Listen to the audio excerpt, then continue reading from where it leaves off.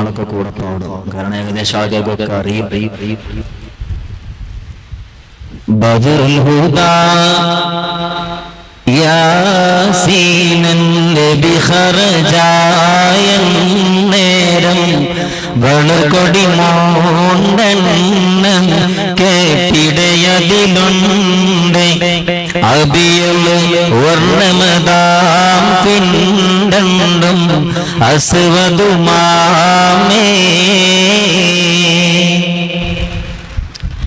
സദദ കുടൈ കോൽ പൊങ്കും തിരുകരമായുണ്ടാമ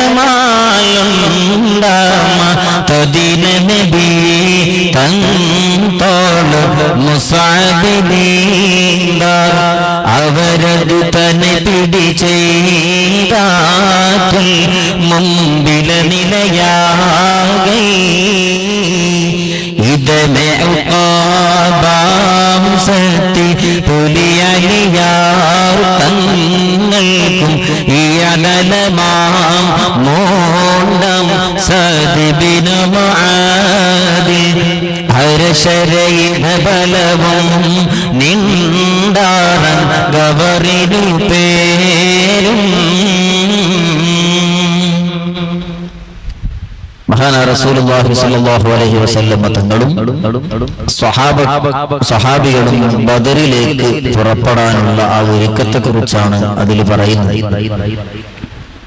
മഹാനായ റസൂലുള്ളാഹി സ്വല്ലല്ലാഹു അലൈഹി വസല്ലം തങ്ങൾ സ്വഹാബികളുടെ കയ്യിൽ 3 പതാക ഏൽപ്പിച്ച ആ ചരിത്ര ഭാഗത്തെക്കുറിച്ച്, വെളുത്ത ഒരു കൊടി, കറുത്ത 2 പതാക, അത് ഏൽപ്പിച്ചു എന്നതാണ് അതിലെ ഭാഗം. വിശദീകരിക്കുന്നില്ല. വർണ്ണമതാം ഫിൻ 2 അസ്വദ് മാമേ അബിയൽ വർണ്ണമതം. അങ്ങനെ പിന്നീട് പറയുന്നു തദിനത്ത് നബി തോളർ മുസ്അബിലില്ല. മുസ്അബ് എന്ന് പറയുന്ന സഹാബി അവരുടെ കയ്യിൽ കൊടുത്തു.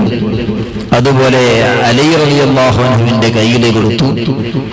സഅദ് ബിൻ മുആദ് റളിയല്ലാഹു അൻഹുവിന്റെ കയ്യിൽ കൊടുത്തു. ഈ 3 സ്വഹാബികളുടെ കയ്യിൽ പതാക ഏൽപ്പിച്ചിട്ട് ബദറിന്റെ ആ പോരാട്ടത്തിലേക്ക് പുറപ്പെടുന്ന ഘട്ടമാണ് അതിൽ പറഞ്ഞത്. ഇത് പാട്ടുകൃത പാടിയത്. ഞാൻ പറയുന്നത് എന്തിനു വേണ്ടിയായിരുന്നു ഇങ്ങനെ ഒരു യുദ്ധം? വെറുതെ ഒരു കാര്യമില്ലാതെ ഒരു അടിപിടി ഉണ്ടാക്കിയിട്ട് നടത്തിയതായിരുന്നു ബദർ എന്നുള്ളത് ഒരിക്കലുമല്ല. മഹാനായ റസൂലുള്ളാഹി സ്വല്ലല്ലാഹു അലൈഹി വസല്ലം തങ്ങൾക്ക് പ്രവാചകത്വം ലഭിച്ച് 40 വയസ്സ് പൂർത്തിയായ സമയത്ത് ലഭിച്ചപ്പോൾ അതുവരെ അൽ അമീൻ എന്നൊക്കെ വിളിച്ചവർ അവിടം മുതൽ ആക്രമിക്കാനും എതിർക്കാനും പ്രയാസപ്പെടുത്താനും തുടങ്ങി. ഒരുപാട് പ്രയാസങ്ങൾ സ്വഹാബ സഹിക്കേണ്ടി വന്നിട്ടുണ്ട്.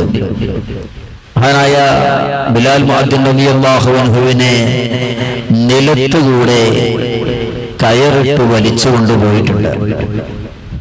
മഹാനായ റസൂലുള്ളാഹി സ്വല്ലല്ലാഹു അലൈഹി വസല്ലം തങ്ങളുടെ പല്ല് പൊട്ടിയിട്ടുണ്ട്. അങ്ങനെ കുറച്ചൊന്നുമല്ല. മഹദിയായ സനീറ റളിയല്ലാഹു അൻഹുവിന്റെ കണ്ണ് കുത്തിപ്പൊട്ടിച്ചിട്ടുണ്ട്. അങ്ങനെ നീണ്ട കഥകൾ മഹാനായ സഹാബികളെയും റസൂലുള്ളാഹിയെയും പ്രയാസപ്പെടുത്തിയ അനുഭവങ്ങൾ പറയാനുണ്ട്. അങ്ങനെ 13 വർഷക്കാലം 40 വയസ്സ് മുതൽ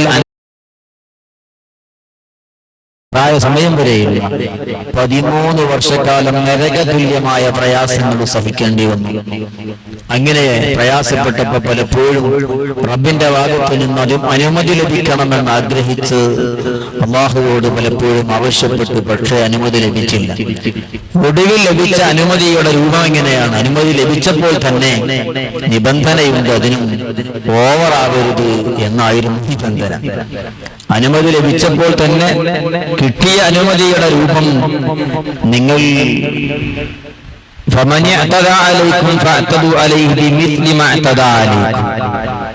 നിങ്ങളുടെ എങ്ങനെ കിട്ടി അതേപോലെ കൊടുത്താൽ മതി. Don't over.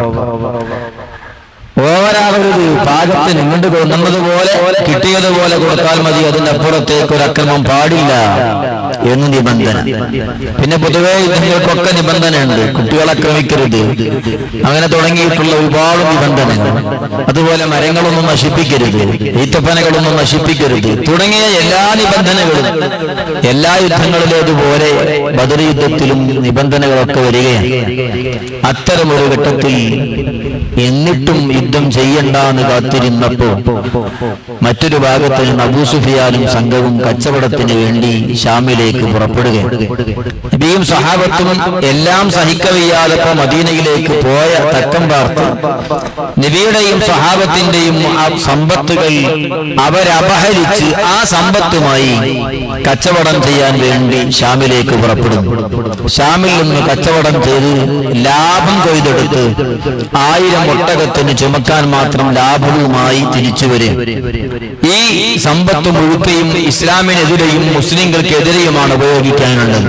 നമ്മുടെ സമ്പത്ത് കൊണ്ട് കവർച്ച നടത്തിയിട്ട് പോയിട്ട് കച്ചവടം നടത്തി ആ ലാഭം നമുക്കെതിരെ തന്നെ ഉപയോഗിക്കേണ്ട സാഹചര്യം, അങ്ങനത്തെ ഒരു സാഹചര്യത്തിൽ തിരിച്ചു വരാനിരിക്കുകയാണ്.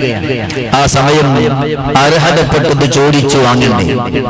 നമുക്ക് അർഹതപ്പെട്ട സമ്പത്ത്. അതേസമയം സഹാബയും നബിയും സഹാബയും ഭക്ഷണമില്ലാതെ പ്രയാസപ്പെട്ട് കഷ്ടപ്പെട്ട് അവിടെ മദീനയിൽ താമസിക്കുകയാണ്. മറ്റൊരു ഭാഗത്ത് നമ്മുടെ സമ്പത്ത് അപഹരിച്ച് കച്ചവടം നടത്തി വലിയ ലാഭം കൊയ്തെടുത്ത് നമുക്കെതിരെ തന്നെ ഉപയോഗിക്കാൻ വേണ്ടിയുള്ള ശ്രമങ്ങൾ നടക്കുമ്പോൾ അതിനെ തടയേണ്ടത് ആവശ്യമാണ് എന്ന രൂപത്തിൽ അനുമതി ലഭിക്കുകയാണ്. നിങ്ങൾക്ക് അർഹതപ്പെട്ടത് വഴിയിൽ ചോദിച്ചു വാങ്ങും. അതിനുവേണ്ടിയാണ് പുറപ്പെട്ടത്. ചുരുങ്ങിയ ആളുകളുമായി പുറപ്പെടുന്നു. അങ്ങനെ നീണ്ട കഥകൾ അതിൽ പറയാനുണ്ട്.